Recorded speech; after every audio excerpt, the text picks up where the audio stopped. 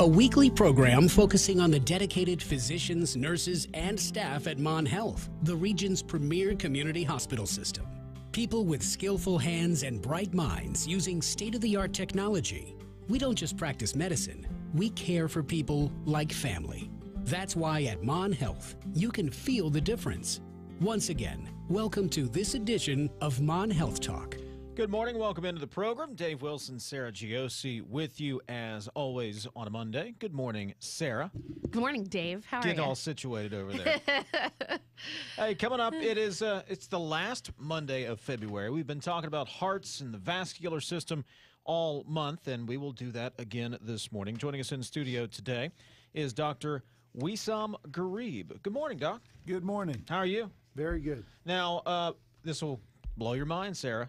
He's a cardiologist, interventional cardiologist over at Mon Health Heart and Vascular Center. And we're going to get into atrial fibrillation. Did I say that right? Fibrillation.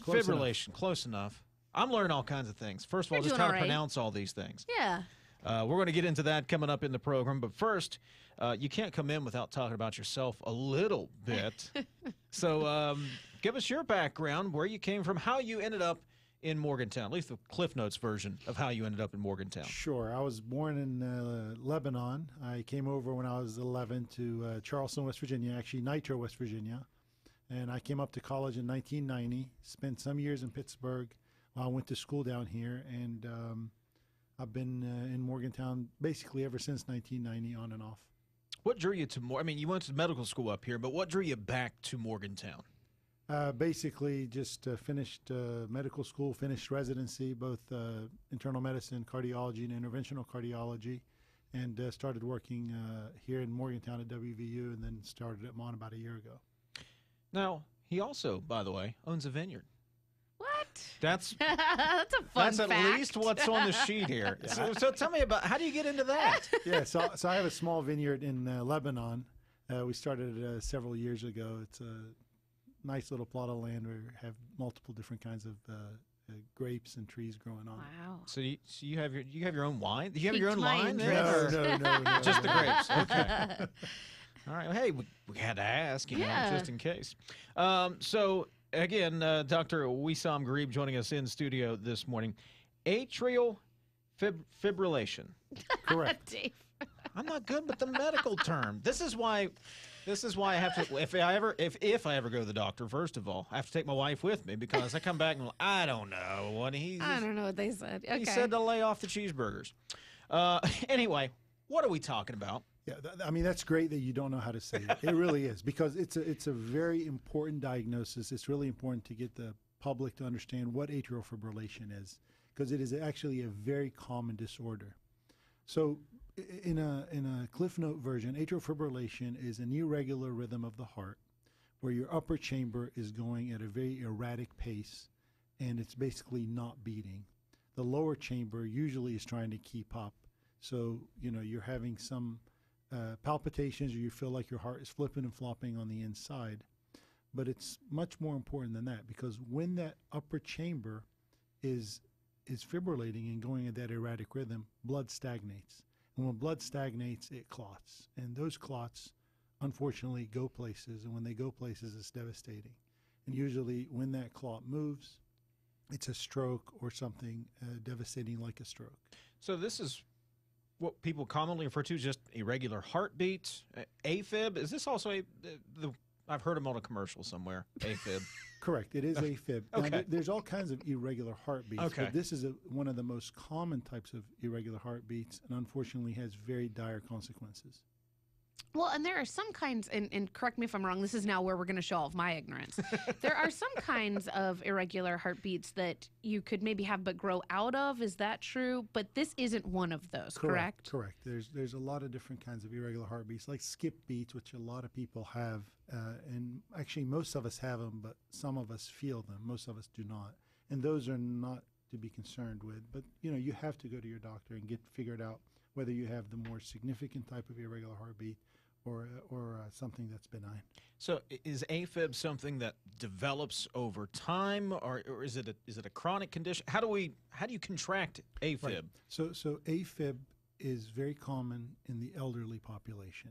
So as we get older, we have a higher chance of getting atrial fibrillation.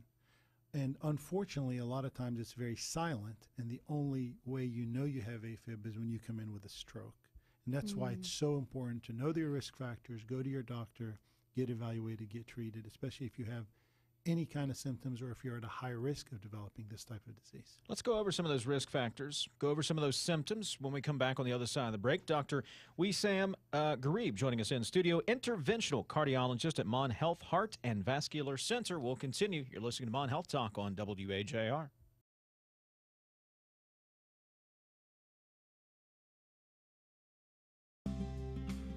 This is Mon Health Talk, providing a window into the Mon Health system and the dedicated healthcare providers who work there.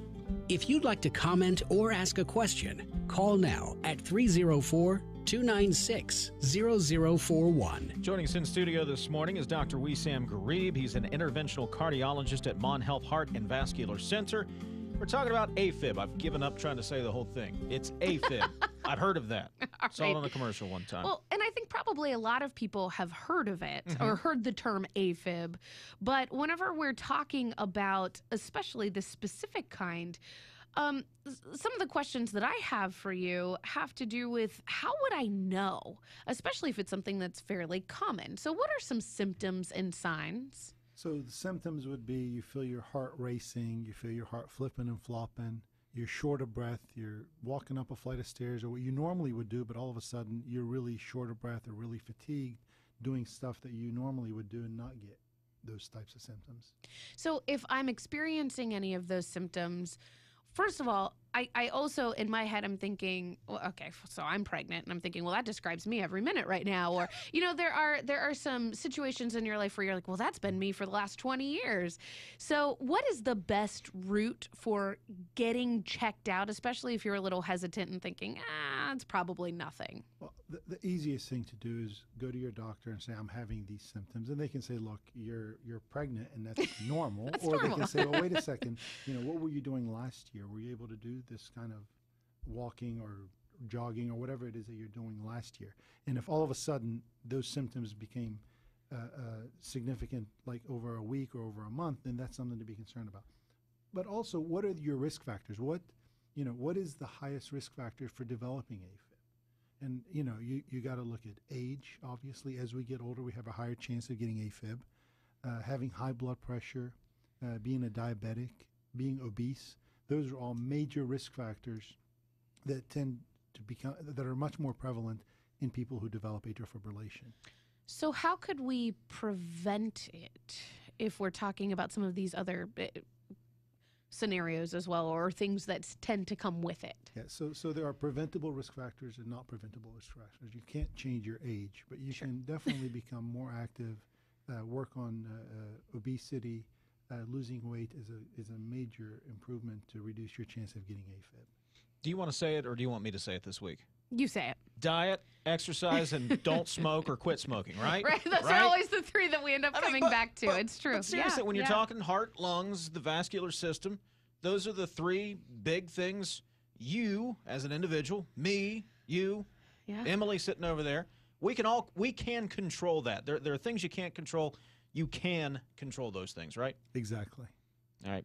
Speaking of things you can't control, is AFib, is that hereditary? Can that be a contributing risk factor? Yeah, there is a form of hereditary atrial fibrillation. And if you have a mom or a dad that has atrial fibrillation, you're at a higher chance of developing atrial fibrillation. So there is a hereditary component to it. But like I said, it is mainly a product of as we get older, as we become more elderly, we have a higher chance of developing atrial fibrillation. So what if we're, I hate to say too late, but what if we're already there? We've already missed those preventative measures.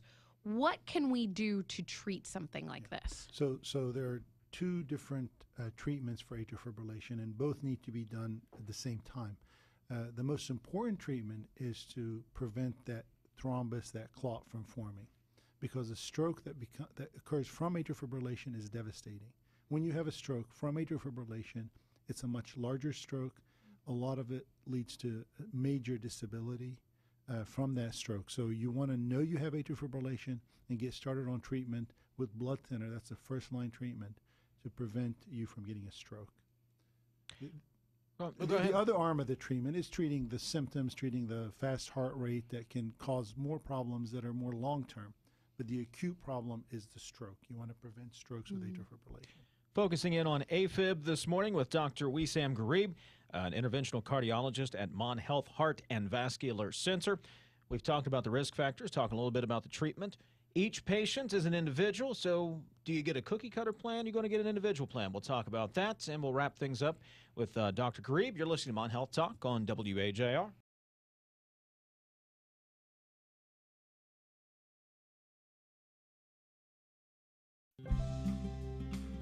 Now back to Mon Health Talk, a discussion of the issues, people, and procedures in healthcare today. If you have a question for one of our Mon Health guests, call now 304-296-0041. Interventional cardiologist at Mon Health Heart and Vascular Center, Dr. Wissam Gharib, joining us in studio this morning. Been talking about AFib, what it is, what the symptoms are, what the risk factors are. We started to touch on how to treat it. You mentioned blood thinners, but that's not for everybody. Correct.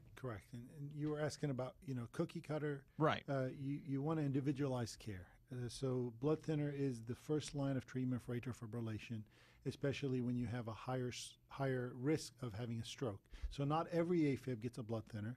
If you're a young 35-year-old guy who just has AFib, we call that lone AFib. We don't treat you with the heavy-duty blood thinners. But you do have to individualize care, so depending on your risk factors, your individual risk factors, is how we decide to treat you. So if you can't do a blood thinner, what's the option? Well, a couple years ago, that was the only option, but now we have more options. We at Mon put in a device called a Watchman device. That's a small umbrella-like device that we put in from the groin. It's basically an outpatient procedure. Overnight, you're at the hospital. What it does, it helps reduce the chance of stroke like you were on blood thinner. Again, I feel like we say the same things every week, but it's so amazing where the medical technology has gone that you can be out the next day after something like that could prevent major life-altering or life-taking strokes. I mean, that's just wild to me. Right.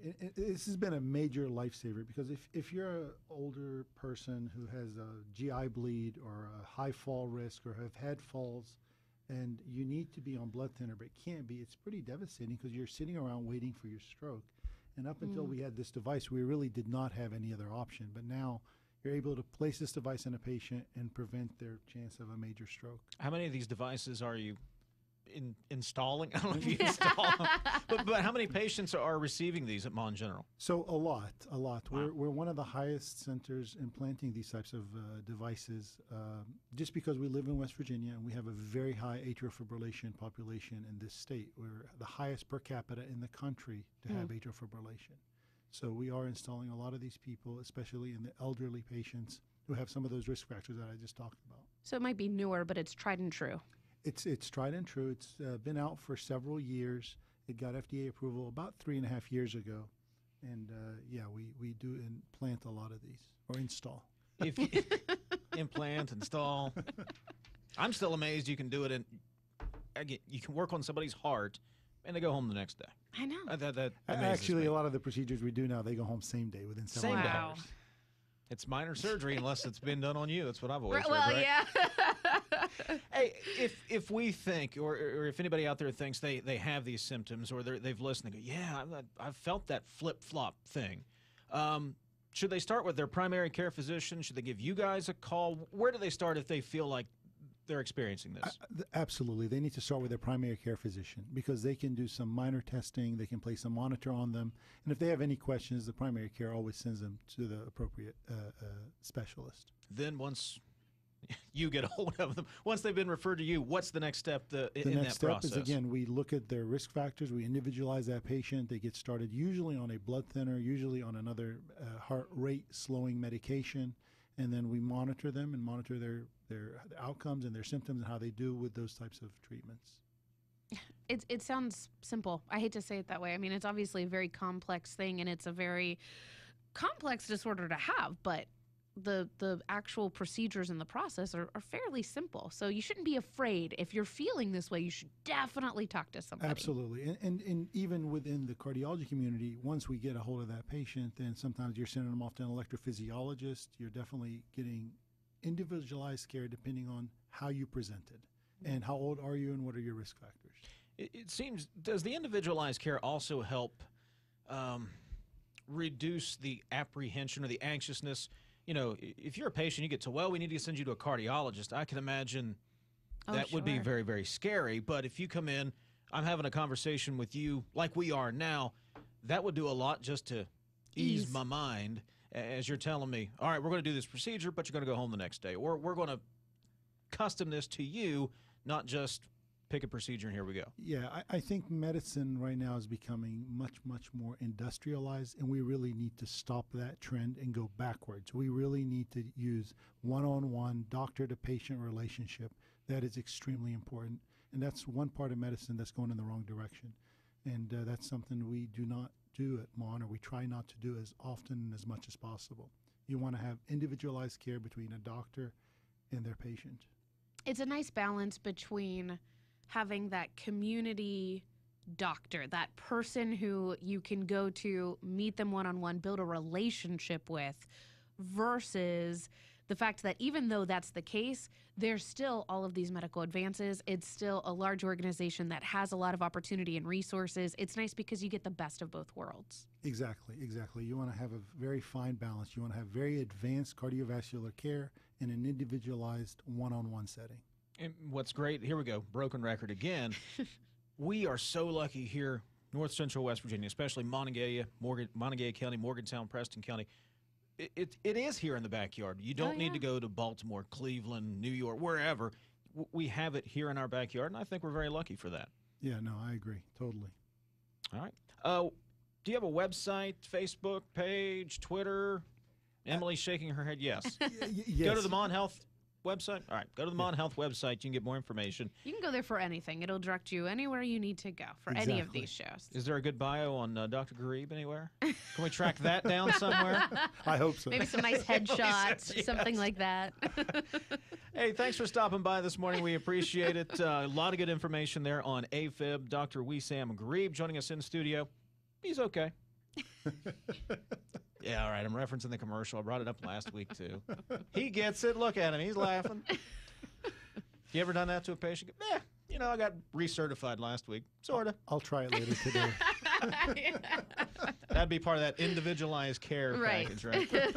All right. Don't forget, video will be posted. We'll also have the podcast. Thanks for stopping by this morning, Dr. Gharib. Thank you. All right. Local news coming up next.